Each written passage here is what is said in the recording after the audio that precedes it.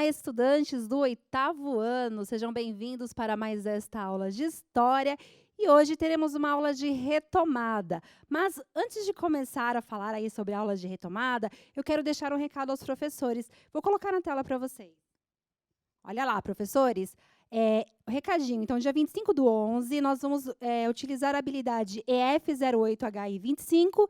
Sendo assim, começaremos na próxima aula de História, o 4º bimestre. Fica aí respondido as questões, né, da última aula, as questões que os professores têm colocado muito aí nas redes sociais, têm me perguntado bastante. Então, hoje é a nossa última aula de retomada. Vamos falar sobre leis abolicionistas, um tema extremamente apropriado para essa semana, né, que é a Semana da Consciência Negra, tema apropriadíssimo, um tema que eu gosto bastante de trabalhar.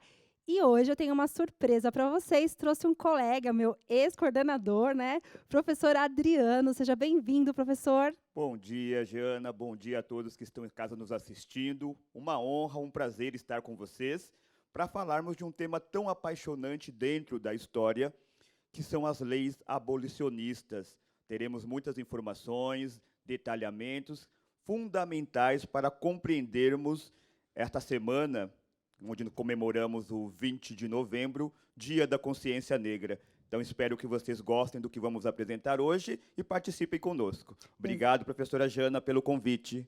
Eu que agradeço, professor Adriano, a sua presença aqui. E estarei mediando o chat, eu e o professor Adriano vamos mediar o chat juntos. Professor Adriano, quer mandar um abraço aí para a sua escola, para os seus colegas que estão te assistindo? Então, hoje a gente faz o agradecimento especial para a nossa diretora da escola, Sinira Estocco Fausto, que fica na região da Brasilândia. Também as nossas supervisões da diretoria Norte 1, que me permitiu estar aqui hoje para esse encontro. E um abraço para todos os alunos da região de Taipas, Perus, Brasilândia, com as quais eu já tive a honra e o prazer de trabalhar. Muito bem. Região essa que eu também trabalhei lá, que eu aprendi a ser professora, né, na diretoria de ensino Norte 1. Bom, vamos lá, vamos ler a habilidade. Professor Adriano, pode ler para nós, fazer essa gentileza? Habilidade EF08HI19B. Identificar as propostas presentes nas leis Eusébio de Queiroz, Ventre Livre, Sexagenário e Áurea, bem como analisar os seus impactos na sociedade brasileira do período imperial. O objetivo: identificar as leis que tratam a questão da escravidão no Brasil do período imperial. Muito bem. Então, nós estamos aí no contexto, né, do Segundo Império, final do Segundo Império. O Dom Pedro II, ele já está enfrentando alguns problemas para administrar o Segundo Império, e nós temos a questão abolicionista, que é um dos principais pontos que vai, no final aí do Segundo Império, culminar com a derrota do Segundo Império, e aí nós começaremos no próximo bimestre a falar sobre a República. A questão abolicionista é uma questão que enfraquece também o poder do Dom Pedro II, é uma questão que enfraquece, entre outras questões políticas que envolvem aí o final do Segundo Império aqui no Brasil, né, do período do Império de Dom Pedro II, nós temos a questão abolicionista como um forte agravante para enfraquecer ainda mais o poder de Dom Pedro, né? Vamos ver, então, a Lei Eusébio de Queiroz e vamos falar sobre ela. Lei Eusébio de Queiroz é a Lei 581, de 4 de setembro de 1850. Essa lei, ela proibia o tráfico de escravizados e punia traficantes. Vamos pensar os antecedentes da Lei Eusébio de Queiroz, porque vocês se lembram que, neste momento da história, nós temos a Inglaterra, que está mudando o seu cenário político-econômico. A Inglaterra, ela está se modernizando em relação às relações de trabalho. Então, nós temos uma Inglaterra aí que está começando a primeira revolução industrial, enquanto o Brasil permanece naqueles moldes, né, ainda das plantations, das grandes fazendas. Então, aqui no Brasil, nós estamos utilizando o trabalho escravizado, enquanto a Inglaterra já está mais moderna em relação aí à relação de trabalho. Inglaterra, no contexto das revoluções industrial, Brasil, aqui ainda naquele contexto de império, nós temos ainda um imperador, e essas questões começam a gerar uma série de conflitos, né, entre Brasil e Inglaterra. Inglaterra tem um interesse extremamente comercial, econômico em relação à abolição, não é isso mesmo, Pro? Perfeitamente, professora Janaína. Essa definição dentro da Lei Eusébio, que traz aí também alguns dados da Inglaterra, que é chamado a Lei para Inglês Ver, né? A Lei, perdi aqui o nome da lei, 581. 581, ela vai nos trazer essas referências, as primeiras referências para a criação das leis que vão normatizar, a gente pode dizer assim, né, a questão da escravização dentro do território brasileiro. Perfeitamente. Então, vamos para a tela. Olha lá, pessoal. Bom, a Lei Eusébio de Queiroz, essa lei que é feita aqui no Brasil, que proíbe o tráfico de escravizados e punia traficantes. O que aconteceu antes da Lei Eusébio de Queiroz? Nós temos aí a Lei Bill-Alberdin, de 8 de agosto de 1845. Então, na Lei Bill-Alberdin, os ingleses, eles autorizam que frotas ali da Marinha Inglesa prendam qualquer navio que esteja carregando escravos. Então, qualquer navio que esteja carregando escravos no Atlântico pode ser preso, inclusive em território brasileiro também, em mares brasileiros. Essa é a Lei Bill-Alberdin.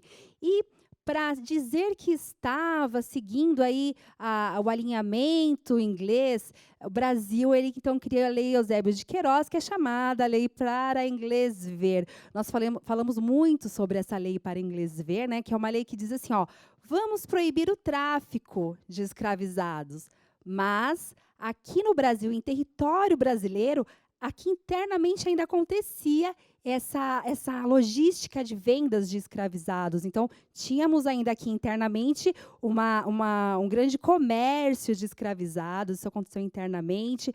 Ainda recebíamos ali meio que, através de navios piratas, alguns escravizados africanos também.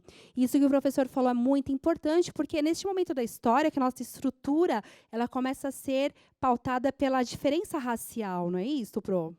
Exatamente, professora Janaína. Nesse momento, a gente começa a perceber a construção dessas distinções de classes, né?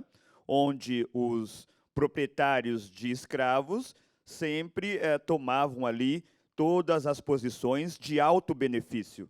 Então, a partir deste momento, onde a Lei Eusébio de Queiroz surge, nós vamos percebendo a construção de uma linha muito bem delimitada de territórios na base social. Perfeito. Então, vamos pensar agora as motivações para a Lei Eusébio de Queiroz. Na tela para vocês. Vamos lá. Já vimos os antecedentes, né? Então, vocês viram que antes da Lei Eusébio de Queiroz, a Inglaterra, a Lei Eusébio de Queiroz é aqui no Brasil, e a Lei Bill-Alberdin é uma lei inglesa, lá de 1845. Então, quais foram as motivações para a Lei Eusébio de Queiroz aqui no Brasil? Altas dívidas para adquirir escravos. Horas, agora não pode mais ter tráfico de escravizados, né? Então, quem estivesse traficando escravizados seria punido. Logo, o valor deste produto, né? E ainda quero colocar produto assim com muitas aspas. E quando eu falo produto, estou me referindo a uma fala aí deste período, está bem? Que neste período da história, neste contexto, o homem negro, a mulher negra, os africanos foram escravizados e considerados como produto. É assim que a gente começa a nossa base étnico-racial do Brasil, certo? Então, para adquirir agora escravos, ficou muito mais caro. Aí nós temos mais uma motivação na tela para vocês. Olha lá, pessoal. Altas dívidas para adquirir escravos. Então, este produto, né, o ser humano escravizado, começou a ficar mais caro. Receio de que a população de escravizados ficasse superior à população branca. Sabe, professor Adriano, na última aula nós falamos sobre alguns movimentos de contestação ao poder. E um desses movimentos, são vários, mas nós citamos aí Carrancas. Inclusive, em Carrancas, maior parte, imensa parte da população de Carrancas, lá em Minas Gerais, era composta por escravizados, ex-escravizados e afrodescendentes. E nós também falamos sobre a revolta dos malês. E essa revolta dos malês aí ela começou a fazer com que os brancos começassem a ter aquele terror, né, aquela cisma sobre o homem preto, sobre o homem africano. Afinal de contas, eles começaram a se mobilizar. Nunca na história o africano aceitou essa escravidão aqui no Brasil em lugar nenhum. Eles começaram a se mobilizar politicamente, conscientemente e se rebelar aí contra essa situação de escravidão. Então, eu vou deixar aqui na tela para vocês. Essa é uma motivação, ó, receio de que a população de escravizados ficasse superior à população branca. Isso já estava acontecendo aqui no Brasil em muitas regiões do Brasil. Mais uma informação na tela. Pressões britânicas para o fim do tráfico negreiro e revolução industrial na Europa. Então, a Europa ela queria ampliar o seu mercado consumidor. Olha só o contexto político que nós estamos. A Europa ela está ampliando o mercado consumidor. Para a Europa, é mais interessante ter aí uma massa de trabalhadores que vão consumir os seus produtos, em detrimento aqui do Brasil, né, que nós tínhamos uma massa de escravizados que trabalhavam nas plantations. Isso para o Brasil economicamente era mais viável. E é assim que a gente começa a nossa história, é assim que a gente começa a estrutura do nosso país. Aí, professora Janaína, eu gostaria de ponderar, quando a gente fala de consumidores visualizados pelos ingleses, vale ressaltar que a população escravizada no território brasileiro, naquele momento, ainda não poderia ser considerada um público consumidor. A perspectiva dos ingleses é que esta população futuramente viesse a se tornar esse consumidor. Mas a história vai nos mostrar que para esse público negro escravizado, o consumo viria muito e muito e muito depois da própria abolição. Dado que converso ali, tem muito diálogo com a própria lei Eusébio Matoso, né, já que a lei ela foi criada, foi implementada, mas não foi executada como no papel. Então, esse dado a gente tem que lembrar que, então, o consumidor para a Inglaterra, naquele momento, ainda não eram os negros escravizados. A intenção é que, no futuro, eles viessem a tornar consumidor. Perfeito. Excelente colocação, realmente, professor Adriano. Inclusive, eu vou deixar uma questão para vocês, né, a respeito de tudo isso que nós falamos até aqui. Vou colocar na tela. Olha lá. O que motivou a assinatura da Lei Eusébio de Queiroz? E o que o professor Adriano agora acabou de mencionar tem muito a ver com a resposta que eu espero que o chat nos tragam. Então, eu vou deixar 2 minutos. Professores, por gentileza, tragam aí os nomes dos alunos que estão participando. 2 minutos na tela para vocês.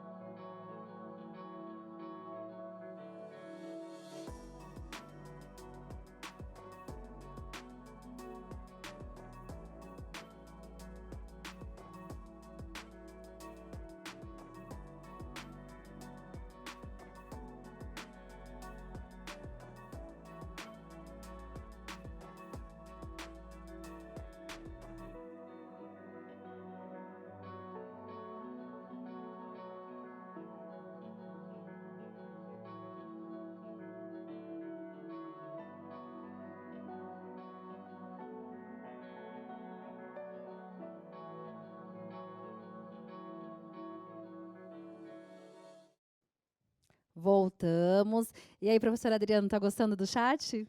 Muito bacana, professora Janaína. Temos aqui alguns pedidos. Eu vou falar aqui rapidinho, tá, gente? Que é muita gente, não dá para falar todo mundo, mas vai aqui um abraço para a Escola Estadual Washington Luiz Vita, professora Nilza. Também para a galera do 8º ano da Escola Padre Antônio Jorge Lima. E tem também a professora Neuzete, da PEI, Prefeito José Miranda, de Sumaré. Um abraço para todos vocês. Muito bem. Olha só, o professor Clóvis, ele respondeu, os alunos, né, responderam pressão da Inglaterra, mas sem diminuir a luta dos negros escravizados. Perfeito. A gente tem que Ótimo. ponderar muito Sim, isso, sim, né? importantíssimo. Perfeito. Pro Gisele, ela respondeu aqui, ó. Bom dia, a Escola PEI, professor Carlos de Arnaldo, presente com o 8º A e o aluno Wildson. A motivação era que o Brasil fosse mercado consumidor dos produtos ingleses, mas ressaltando a informação que o professor Adriano passou também. Os negros, os ex-escravizados, eles vão passar a ser um mercado consumidor muito mais para frente, né? Mas a ideia, a princípio, é formar um mercado consumidor, certo, Pro? É como comentou aqui a professora Sueli Benedi, uma forma de deixar os ingleses felizes. É verdade. Por isso, né, a lei para inglês ver, porque a gente, né, faz que está acabando, né, com o comércio de escravos, para o inglês ver, isso lá no Atlântico, porque aqui dentro do Brasil mesmo o comércio ele ainda estava bastante ativo. E tem mais alguma resposta que o professor queira ler? Tem uma aqui interessante, da PEI, professor Carlos de Arnaldo, aluno Widson, que disse o seguinte: a motivação era que o mercado fosse consumidor dos produtos ingleses. Muito bem. E uma última resposta, está muito legal o chat, eu queria ler mais respostas, mas temos tanto tema ainda para passar hoje. Eu vou ler uma última aqui, ó, da Proarleide. A Lei Eusébio de Queiroz foi resultado da campanha inglesa para que o Brasil acabasse definitivamente com o tráfico negreiro, atividade comercial que existia desde o século XVI e que foi responsável por trazer quase 5 milhões de africanos escravizados para o Brasil. Excelente contribuição, professora. Então, vamos para a próxima lei, que é a Lei do Ventre Livre. Na tela para vocês. Olha lá. Lei do Ventre Livre, lei número 20.040, de 28 de setembro de 1871. Aí, quais são as considerações aí desta lei? Considerava livre todos os filhos de mulheres escravizadas nascidos a partir desta lei. Assinada pela princesa Isabel, que estava como regente no Brasil, possibilitou um processo de abolição da escravidão de forma lenta e gradual. Até completar 21 anos, o filho, né, ficaria sob a tutela do dono da fazenda. Então, uma lei bastante polêmica, porque olha só, pessoal, até 21 anos, essa criança ficaria sob a tutela do dono da fazenda. Ele não era mais escravizado, afinal de contas, ele nasce livre, mas a sua mãe continua uma escravizada. E o que será, hein, professor Adriano, que essa jovem fica fazendo lá na fazenda, né, até 21 anos? Será que eles estudam? Então, professora Janaína, a gente vai fazer um exercício de revisitar a história, né? Vamos imaginar 1847, você, adolescente de 15 anos, ao lado de sua mãe, trabalhando como escravo do proprietário daquele território. Surge a lei e você, então, pode ser considerado livre. Ao olhar para a sua família, você teria exatamente essa percepção? Então, a gente pode pensar que o seguinte, a advenção da lei, quando ela chega, ela de verdade ainda não contempla a liberdade, né, idealizada pelos escravizados. Então, porque um adolescente de 15 anos, professora Janaína, naquele momento, ao lado de sua família, como ele poderia se considerar liberto, observando que os seus ainda permaneciam na base das correntes. Perfeito. E sabe, Pro, uma coisa muito importante é esse exercício de empatia, né? O que o professor fez, assim, para mim é belíssimo, porque vocês, jovens aí, os nossos estudantes devem ter cerca de 14 a 15 anos, né, no geral. Então, imaginem, se coloquem nessa situação e nesta posição que nós estamos aqui explicando, né? E aí sim, vocês vão entender o que é esse jovem, o que é essa luta, né? E quando nós falamos dessa luta, ela é assim, ela é de forma empática e solidária também. Bom, uma informação que eu acho muito legal a gente ressaltar, professor Adriano, é que essas leis abolicionistas, elas foram sendo implantadas de forma lenta e gradual, né? Até para agradar a Inglaterra, lá que estava com algumas mudanças no seu sistema econômico, social e político, o Brasil começou a implantar algumas leis que gradualmente iam acabar com a escravidão, lembrando que aqui no Brasil nós temos uma elite agrária que não está nada satisfeita com essa situação aí de abolição. Exatamente, professora Janaína.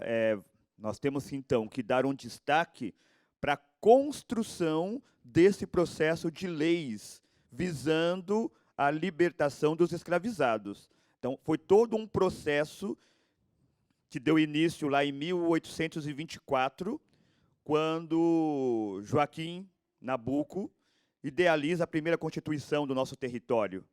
Então, a gente vai pensar aí que a construção dessas leis foi exatamente uma coisa passo a passo. Certo. Pensada a cada minuto, a cada instante, porque o conflito com os grandes proprietários era algo que todo governo queria se evitar, tanto o governo imperial quanto os territoriais. Então, olha só, hein, o Segundo Reinado ele tem diversos conflitos, né? Interno, que são essas questões que esses grandes fazendeiros, uma elite muito poderosa, os conservadores não queriam abrir mão da sua propriedade, que eram os escravizados, abrir mão do seu sistema econômico. E, por outro lado, o Brasil tinha também que enfrentar aí as demandas de uma Inglaterra que estava se modernizando. Então, percebam, além da luta, da questão da abolição da escravidão, nós temos aí questões econômicas, políticas e sociais envolvidas. Um período bastante turbulento, não é, professor? Muito, muito, muito turbulento e que vai deixar o nosso país numa dificuldade muito grande perante a grande potência da época, a Inglaterra, né? E não só a Inglaterra, como outras nações europeias. Lembrando que o nosso país, acho que vocês já viram isso aí em outros tópicos de estudos da história, que o nosso país era disputadíssimo por grandes potências europeias. Tanto que se você olhar o nosso território no formato histórico, nós tivemos aqui franceses, ingleses, alemães, holandeses. Então, toda essa massa de grandes potências europeias viam o Brasil como um território promissor para os lucros que elas queriam capitanear. Perfeito. E aí o jogo da escravização não está fora desse cenário. Perfeitamente, o professor contextualizou perfeitamente aqui este cenário. Professor Adriano, vamos para uma próxima lei, então? A lei do sexagenário. O professor quer fazer a leitura para nós aqui ou quer que eu continue lendo e a gente vai conversando? Eu vou fazer a leitura e a gente vai dialogando, Janaína. Perfeito. Tá? Então, lei número 3.270, de 28 de setembro de 1885. Lei do sexagenário. Essa lei, gente, garantia liberdade aos escravizados com mais de 60 anos. Os libertos pagariam uma indenização aos antigos proprietários. Logo, o liberto trabalharia mais 3 anos para seu senhor ou até 65 anos. Poucos escravos chegavam a essa idade devido às péssimas condições de vida. Quando libertos, muitos não sabiam para onde ir. Olha, Pro, uma série de considerações aqui, né? Uma série de fatores que a gente pode refletir e transportar, inclusive, para a nossa realidade atual. Se a gente fizer um comparativo entre o que a nossa atual sociedade passa com o que decreta a lei do sexagenário, Dá para fazer um parâmetro muito interessante, não é isso, Exatamente, professora dá para Janaína? contextualizar muito bem essa questão. E até, professora, é interessante isso, né? Porque ele é liberto aos 60 anos, mas ele tem que trabalhar mais algum tempo, pagar uma indenização, afinal de contas, aquele proprietário, né, aquele ex-proprietário, ele está perdendo a sua mercadoria, então ele precisa ser indenizado, né? Então o proprietário, olha aí, a preocupação de indenizar este proprietário para manter essa elite tranquila, né? Porque o mundo está mudando, eles vão ter que aceitar que que a abolição está chegando, mas o que foi livre, aquele que foi liberto, este homem, esta mulher que foi liberta com 60 anos, que muitos nem chegavam nessa idade, ainda tinham que pagar uma indenização, tinham que pagar por isso. E o professor Adriano falou na lei anterior sobre a questão da empatia. Aí, professor Adriano, eu trouxe uma atividade aqui, um exercício sobre empatia. Olha só, vou colocar na tela para vocês e a gente vai discorrendo um pouco mais sobre a lei do Sim, sexagenário. sim, perfeito. Está bem? Então, vamos treinar a empatia, oitavo ano.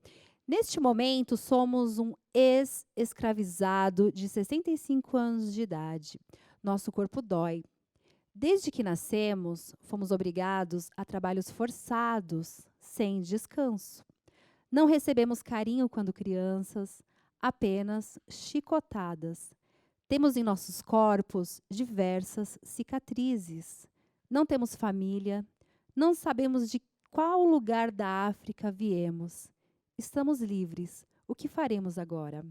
Então, vou deixar para o chat 1 minuto para que vocês tragam algumas considerações acerca desta atividade. 1 minuto.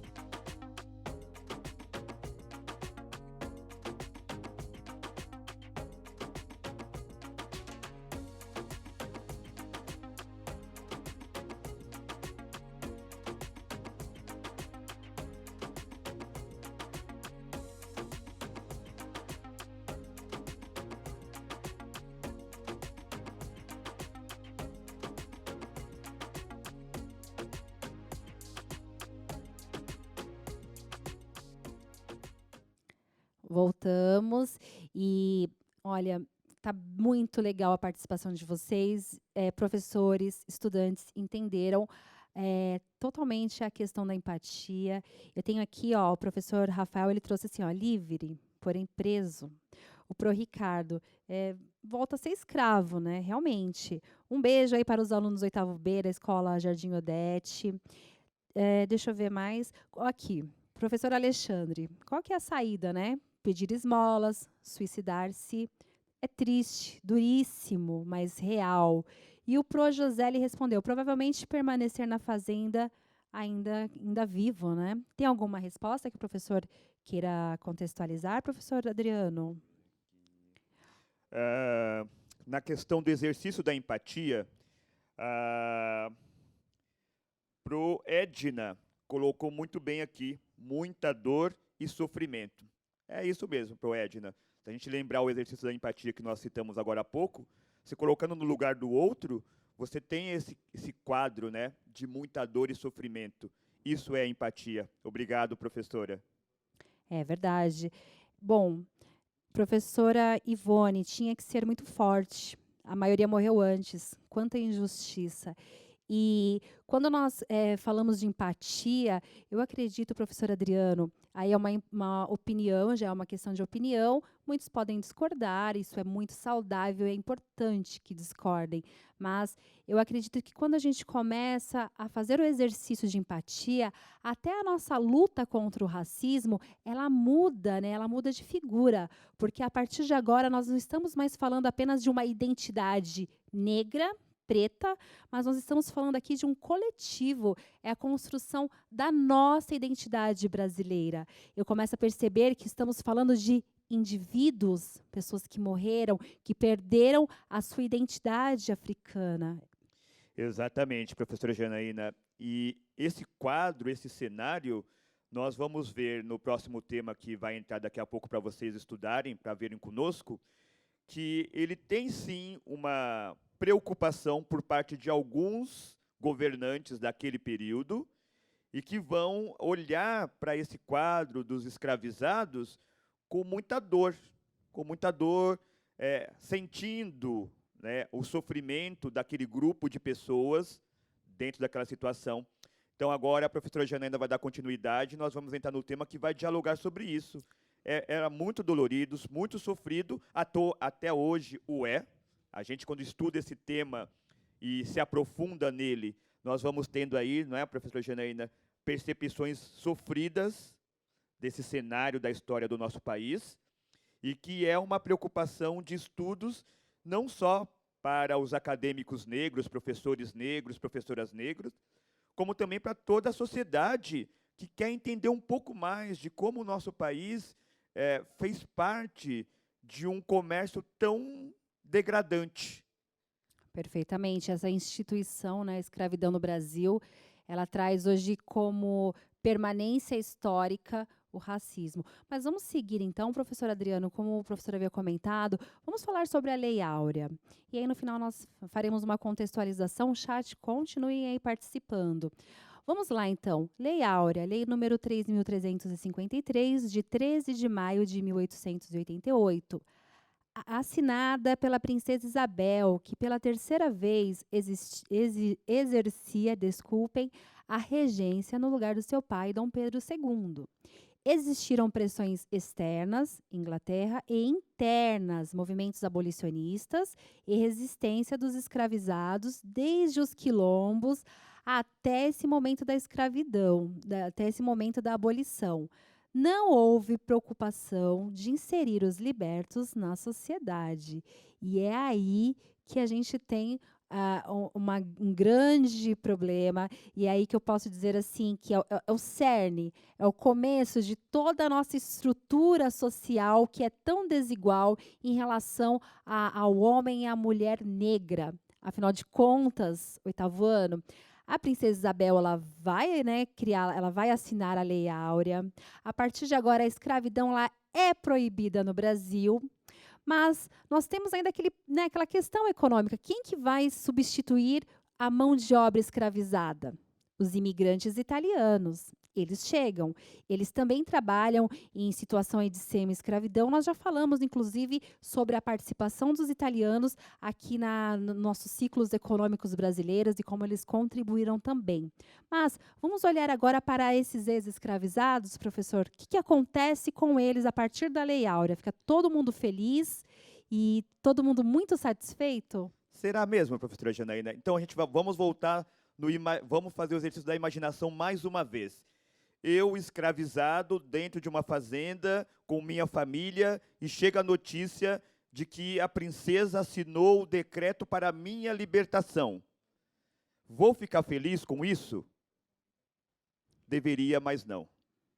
Não ficarei feliz porque estão dizendo que eu estou livre, que eu estou liberto da situação a qual me colocaram forçosamente, mas o meu senhor, o meu proprietário, disse para mim o seguinte: olha, Adriano, você e sua família estão livres por um decreto da princesa Isabel. Por favor, siga o seu rumo. E aí a pergunta que vem, professora Janaína, para onde? Para onde, né? Precisamos lembrar que quando esses homens e mulheres chegam aqui no Brasil, essas famílias são separadas. A escravidão no Brasil ela dura aí 3 séculos, não é isso, professor? 3 séculos. Então, vocês imaginem essas famílias que durante 3 séculos foram separadas. Então, muitos deles nem sabiam mais de qual país da África vieram. E isso, agora contextualizando aqui para a atualidade, professor Adriano, eu penso assim também. Quando eu, né, professora Janaína, eu me declaro uma afrodescendente, as pessoas falam, não, mas você não é afrodescendente, professora, você é branca. Só que eu venho de uma família de mulheres, de homens pretos, Podemos dizer pretos, professor Adriano? Podemos dizer pretos, professora Janaína. Muito bem. Aí depois vocês vão conversar lá com um sociólogo sobre isso. E quando eu digo isso, né, que sou uma afrodescendente, me identifico como uma afrodescendente, as pessoas falam, não, mas você tem a pele clara. Mas, se eu for olhar a minha árvore genealógica, eu percebo que vários integrantes, muitos, a maior parte dos meus antepassados, eles são africanos, eles vieram da África. Mas de onde? Não sabemos. Não sabemos. Então, tanto aquele homem ou mulher de 60 anos que lá na lei do sexagenário ficou livre, mas não tinha para onde ir, ou aquele adolescente, né, aquele jovem de 21 anos que é livre, mas não sabe nem para onde ir, porque a sua mãe ainda é uma escravizada, nós, na atualidade, não sabemos também de onde nós viemos, né? Eu sei que minha família ela veio da África, se miscigenou aqui no Brasil, mas de onde? De onde nós viemos? Da África, mas de qual país? Acompanhando a sua linha de raciocínio, professora Janaína, eu sempre coloco para os meus alunos, dentro de sala de aula, lá no mês, né, quando tínhamos as aulas presenciais. Eu hoje não posso pesquisar a origem dos meus antepassados. Por que eu não posso? Porque o meu sobrenome, ele é de origem europeia. Moraes, Silva, Souza, Lima, todos são de origem europeia. Eu não sei qual é o nome original da minha família africana. E por não saber este sobrenome, eu estou impedido de saber a minha real história. Olha como isso é sofrido. A termos de comparação, um descendente de europeus, descendente de português, de espanhol, de italiano, ele pode ir no Porto de Santos e consultar o livro de chegada desses familiares. Eu, negro, não tenho como ir no Porto de Santos para saber o sobrenome do meu antepassado, porque ele veio na situação de escravizado. E aí, como eu vou saber a minha origem? Percebem, então, estudantes? Esse exercício eu faço sempre com os meus alunos e quero que vocês também façam essa ponderação. Existe aí, então, uma barreira de identidade. Eu sei que sou um cidadão brasileiro, que a minha família é de origem brasileira, mas a árvore genealógica ela foi rompida.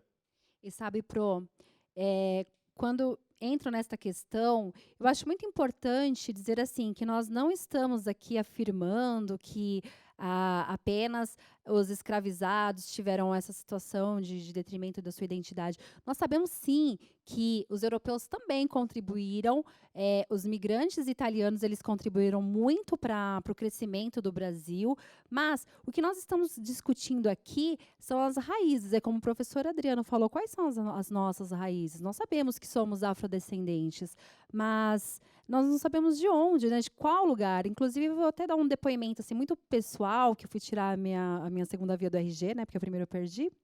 E quando eu cheguei, a menina colocou branca, né? Aí eu falei para ela, olha, eu não me identifico como branca, porque tendo mãe negra e pai mestiço, né, meu pai é branco, mas é mestiço, eu posso me identificar como uma mulher negra, mas não pude, eu me identifiquei como parda. E ok, eu acho que importante é a gente também ter a decisão de nos identificar. Então, se a pessoa ela se identifica mais com a sua linhagem europeia, ok, sem problema, mas é importante também que nós pensemos essa questão da nossa linhagem afro, né, Pro? Eu concordo plenamente, professora Janaína. Nós temos que abrir um diálogo, e notem a palavra que eu uso agora, diálogo, porque é conversando que nós conseguiremos compreender as distinções sociais que hoje nós vivenciamos. Então, o diálogo acerca da origem, da etnia, do pertencimento, ele é extremamente importante para que a gente consiga entender esses fatos históricos, e para muitos fica aí essa questão, né? Vale a pena? Sempre vale a pena. Exatamente. É sempre sobre diálogo e respeito, né, Pro? Sempre, sempre. Bom, eu poderia ficar aqui mais 1 hora falando sobre esse tema. Muito obrigada aos todos os estudantes, aos professores que participaram lindamente aqui do chat. Avaliem a nossa aula e tchau, tchau. Gente, muito obrigado por terem participado. Foi enriquecedor. Uma honra e um prazer estar com vocês. Tenham um excelente dia e excelente semana. Tchau, tchau.